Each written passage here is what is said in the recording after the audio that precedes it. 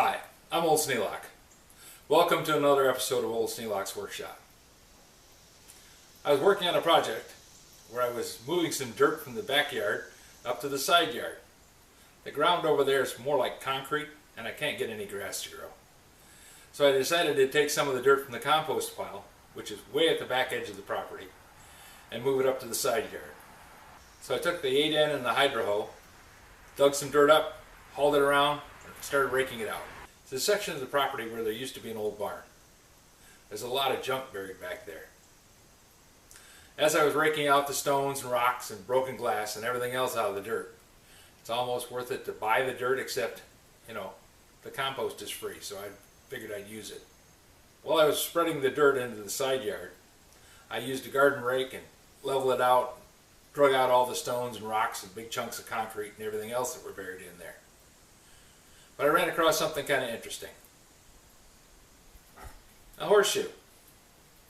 Now these are pretty common around here. It's been settled for a long time. But it was interesting to me because it's a horseshoe. Now I have a blacksmith shop, and this was found just a little ways from the back of it.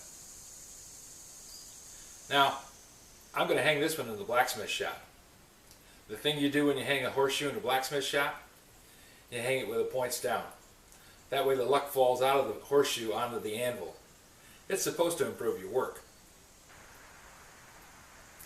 I found this horseshoe over at my old house by Union City, Michigan. It's a farmhouse built in 1891. Roy Barton Klein owned the property, put his name on the back wall of the granary, and put the date right under it, 1891.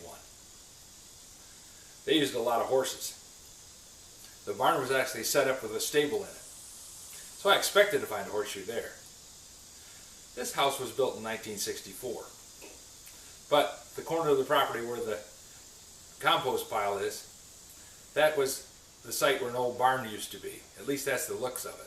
There's lots of broken concrete and some really big chunks of foundation pushed back there. So I imagine these two are about the same age.